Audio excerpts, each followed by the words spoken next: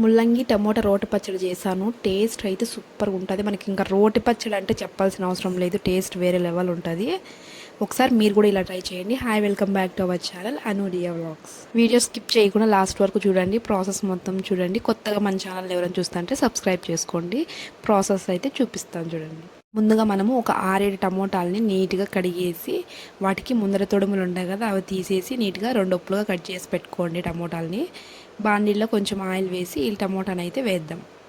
అవి వేసిన తర్వాత కొద్దిసేపు అయితే కనుక మనం మీడియం టు సిమ్లో పెట్టుకొని ప్లేట్ వేసి ఏదైనా కానీ మనం మగ్గించుకోవాలి, మెత్తగా మగ్గాల. అవి కొంచెం మగ్గిన తర్వాత అందులోకి చిన్నగా కట్ చేసి పెట్టుకున్న ముల్లంగిని అయితే యాడ్ చేద్దాం.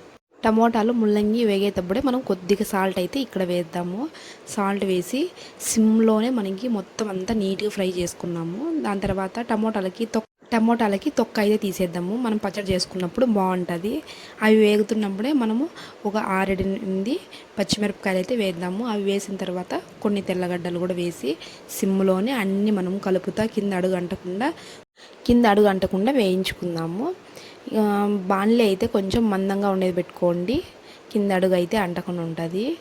దాని తర్వాత మనకి కొన్ని మనము వేయించి పెట్టుకున్న శనగగింజలు అందులోకి కొద్దిగా జీలకర్ర యాడ్ చేసి బాగా మంచిగా మెత్తగా ఫ్రై అయిపోలేదు, ఎందుకంటే మనం రోట్లో చేస్తాం కాబట్టి బాగా మెనగాలన్నమాట. మనకు అన్నీ బాగా ఫ్రై చేసుకున్న తర్వాత కొంచెంసేపు ప్లేట్లోకి తీసుకొని చల్లార్చి పెట్టుకుందాం.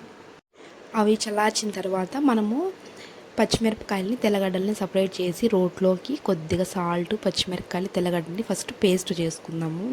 అవి పేస్ట్ అయిన తర్వాత టమోటా ముల్లంగి వేసి అవి కూడా బాగా నీట్గా పేస్ట్ చేసుకున్న తర్వాత ఫైనల్గా కొత్తిమీర వేసి అవి కూడా అంతే మంచిగా మిక్స్ చేసుకొని ఆనియన్స్ వచ్చి పొడవుగా సన్నగా కట్ చేసి పెట్టుకోండి. అవి ఫైనల్ లాస్ట్లో వేసి మనము జస్ట్ ఊరికే అలా అని తీసేయాలన్నమాట. ఎందుకంటే మనం తింటున్నప్పుడు మనకి ఆనియన్ అనేది తగలాలి, అప్పుడే మనకి రోటి పచ్చడికి టేస్ట్ అనేది బాగుంటుంది.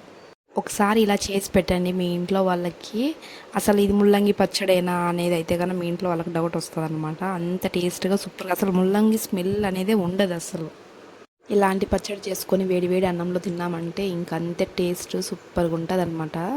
ఒకసారి అయితే ఖచ్చితంగా ట్రై చేయండి. ట్రై చేసి ఎలా ఉందనేది కూడా కామెంట్ చేయండి. ముల్లంగి తిన్న వాళ్ళు కూడా కంపల్సరీ తింటారనమాట ఇలా చేసి పెట్టుకున్నామంటే. మీకు ఏవైనా ఇంకా రెసిపీస్ కావాలంటే కనుక నాకు కామెంట్ బాక్స్లో పిన్ చేయండి. ఇలాంటి రెసిపీస్ చేయండి సిస్టర్ అని నేనైతే చేసి పెడతాను. మన వీడియోస్లో ఇలాంటి కుకింగ్ వీడియోస్ చాలా వస్తాయి. రోటి పచ్చడి కానీ ఏ వంటకమైనా కానీ నేనైతే చేసి చూపిస్తాను, ఏ రెసిపీ అయినా కానీ. ఇంకా ఏమన్నా ఒకవేళ పిల్లలకి లంచ్ బాక్స్ రెసిపీస్ కావాలన్నా కానీ నాకు కామెంట్ చేయండి, చేస్తాను. పచ్చడి నూరేసిన తర్వాత ఆ రోట్లోకి వేడివేడి అన్నం వేసుకొని కలుపుకొని తిన్నామంటే టేస్ట్ అయితే సూపర్గా ఉంటుంది. అది తిన్న వాళ్ళకి టేస్ట్ అయితే తెలుస్తుంది.